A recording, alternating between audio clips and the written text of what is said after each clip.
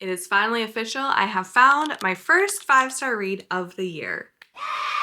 Welcome back to A Day in the Life. My name is Adi. I love books and cozy things, and I love to yap, so here we are. In today's video, I'm going to talk about the 10 books that I read in February, and we're going to rank them from worst to best, or least favorite to favorite, or least likely to recommend to most likely to recommend, whatever way you want to see it. But this time I'm going to go through them in the order that I read them, and then we'll rank them along the way. The first book I read in February was The Family Remains by Lisa Jewell. This is the sequel to The Family Upstairs. It's a thriller duology, at least I think it's only 2 books. The first book follows a girl who inherits a house from a family she never met. And then without spoiling anything, the second book kind of follows the aftermath of everything that happened in the first book. I liked the first book. I think I gave that one 3.5 stars. I'm giving this one 3.5 stars as well. Maybe leaning slightly closer to 4 stars than the first book. I actually thought it was really funny. The first book definitely had more gothic, eerie, darker vibes. This book felt a little bit more lighthearted, a little bit more chaotic. Basically, every character is a little bit out of it, but they love each other. And I feel like it almost makes it wholesome despite the fact that they're doing stupid shit. I do remember laughing out loud in the first book. I laughed out loud in this book as well. This one also had a dual timeline, which I always love. I read it almost entirely on audio and I loved the audiobook also for the first book too. So I do recommend if you're looking to pick these up, the audiobooks are the way to go. Now out of the top 10, this one goes in spot number 7. Now keeping the darker vibes going, I then read Nightshade by Autumn Woods. I believe this is also going to be a duology. The second book comes out in May or June, I want to say. I also forget the name of that book. This is a dark academia romance. It follows Ophelia, who finds herself at a university that is somehow connected to the mysterious death of her parents. And while she's there, she runs into Alex, who happens to be the son of the person she thinks is the reason why her parents are dead. It's a whole thing. I promise you, not a spoiler. I think you find that out in chapter 2. This university is split into 4 houses, very similar to Harry Potter. And Alex is a very down bad boy. I loved him. It did get a little insta-lovey at one point. I want to say this was probably like 50 pages too long because the last bit just dragged a little bit. There's a good little cliffhanger at the end. I am ready for book 2. I will 100% read book 2. This honestly feels like if Ali Hazelwood wrote a dark academia romance with no stem. So if you're looking for something like that, I would highly recommend. It is spicy, but the spice was good. The vibes were good. Honestly, for the first half, I thought this could be a 5-star read. It tapered off a little bit, but I'm still gonna give it 4 stars, and it ends up in the 5th spot. So right in the middle of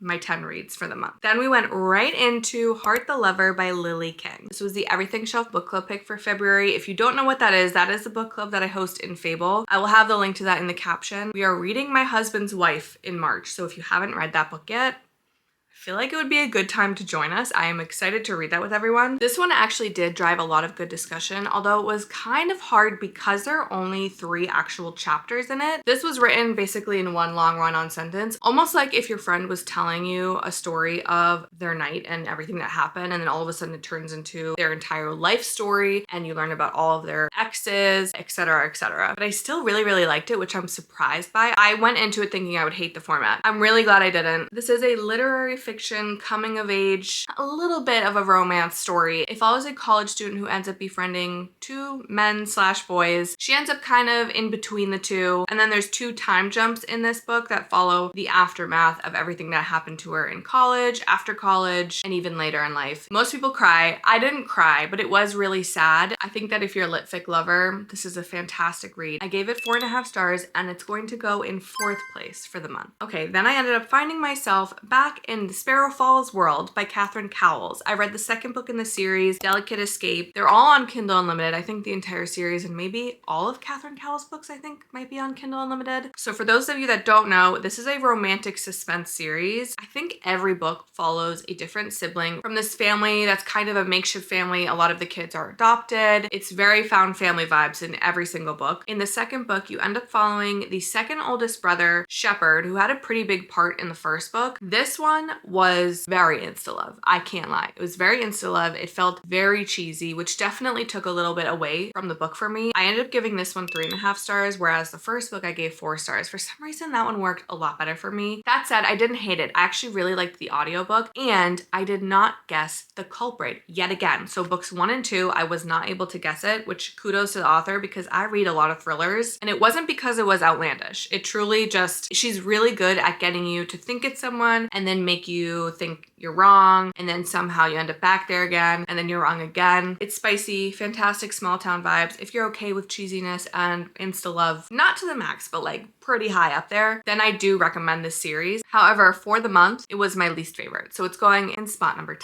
Not to worry though, because then we ended up with some bangers. I finally picked up Beneath, which is the prequel to Conform. This is an advanced copy that I'm very blessed to have because this book was incredible. So Conform is the first book in a new dystopian romance series. This is technically the prequel, but it's also the first book in a trilogy that is part of the series. So there's the main trilogy, which starts with Conform, and there's another book coming out in the fall that follows that one. Then there's the prequel trilogy, which Beneath is the start of, and then I think there's going to be another trilogy set even more in the future. I don't really know anything about that one yet. So the whole series is supposed to be 9 books. This takes place 200 years before Conform. So there's not much that connects the two. It's an entirely different set of characters, completely different vibes. This one is much darker, eerie, doomsday, felt very similar to Silo in terms of vibes, whereas Conform felt similar in terms of the society like hierarchy. So this takes place sometime after basically the end of the world. They all live underground, and if I remember correctly, I think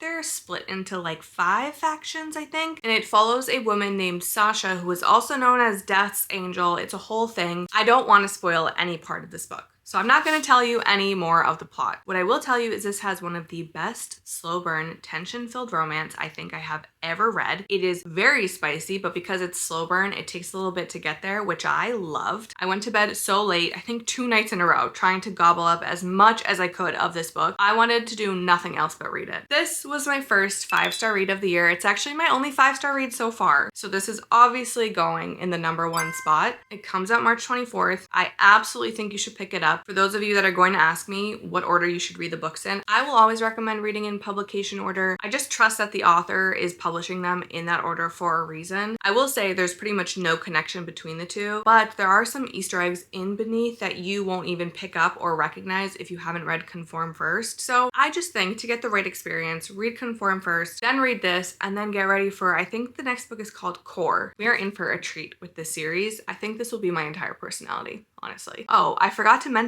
this book also made me cry. I don't remember what it was. I think it probably had something to do with some sort of father-daughter situation. And the only reason I remember that is because the next book that I read is Before I Forget, and this is entirely about a father-daughter relationship. This book also made me cry. This book was honestly incredible. I haven't read anything by Tory Hoen. I don't believe this is her debut. I really, really loved her writing style. It felt like very accessible literary fiction. Also very nostalgic, very heartfelt. I cried a lot at the end, and then I took a breather and cried again. This was a sad book, but such a worthwhile read. If you saw my last video, then you saw my reaction to this book. This follows a woman who returns home to become her father's caretaker. Her father's been diagnosed with Alzheimer's. She also hasn't been back to that hometown in a very long time because of some tragic event that happened. You end up learning about it. There's so many sad parts to this, but it's also pretty funny. There's a little bit of magical realism in it. Not really, but kind of. And there's also a little bit of romance. I really, really loved it. I gave it 4.5 stars. This comes in my #2 spot. Next up, for my only historical fiction read in February, which is kind of sad, is Last Twilight in Paris. This was good, not great. Definitely not a must read. However, it is short for a historical fiction, which is a rare thing to find, and I also did learn something new about World War II, which is also hard to get because there are so many books that are set during that time period. Obviously, it's set in Paris. It's dual timeline, but there isn't a large separation between the dual timelines. The past timeline follows Hélène. She's living in Paris right before World War II starts, and she's Jewish, so you can pretty much guess what happens from there. And then the current timeline follows Louise. She lives in England, but she ended up volunteering during World War II, so she had been to France. There is a connection between the two, but I don't really want to say what it is. There is a very evil man in here, I will say that, and it wasn't who I expected, and I was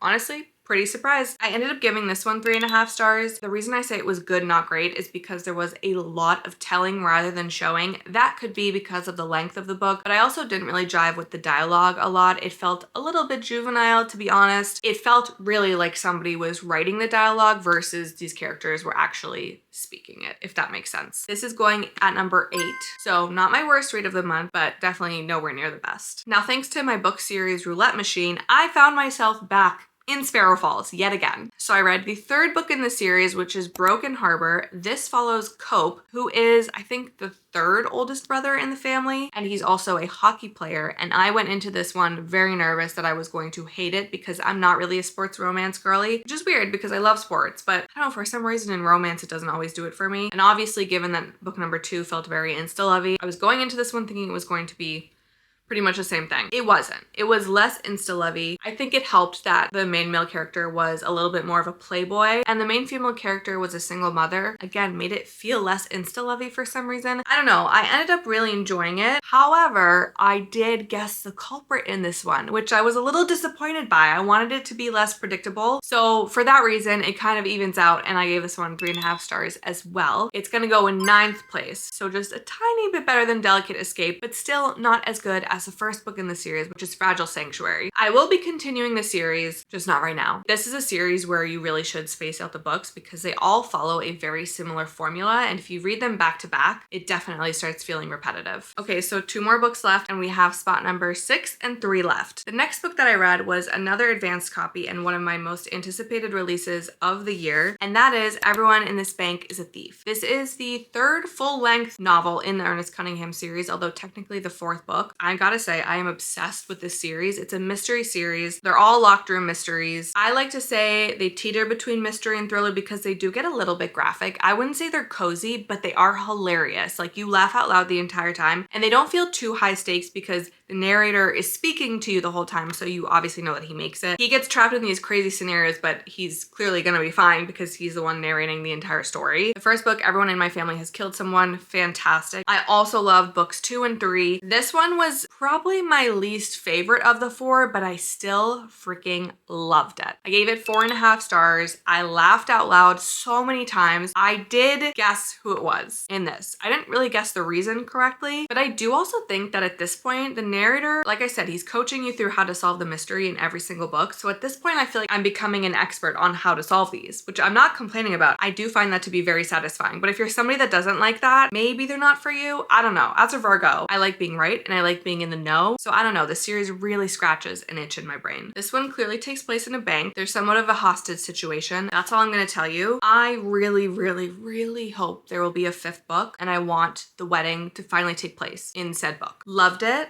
This one comes in at spot number 3. And the last book that I read was Found Time. This is the newest 831 Stories novella, although it doesn't come out until April, which I didn't realize when I read it. It's by Caroline Goldstein, which I think this is her debut. I do think most of their books are debuts. This is a second chance romance, not usually my favorite. This one worked for me. So this one follows Lily and Reed in the 90s in New York City. That's the first third of the book, and then there's a big 30-year time jump, and they run back into each other in New York City. So in the first part, I think they were both in college, and then the second part, you can imagine their lives have really moved forward. They're both single parents. Their lives are very different. I found it to be very, very sweet. I do think everything kind of wrapped up a little too well, but then again, it's a novella, so it's kind of hard to not do that. I will say there wasn't like a perfect wrapped with a bow ending, which I appreciate. This one also, very spicy. The spice was good, but it was very spicy. But I enjoyed it. I gave it 3.75 stars, but I'm gonna bump it up to 4 stars, and this one goes into spot number 6.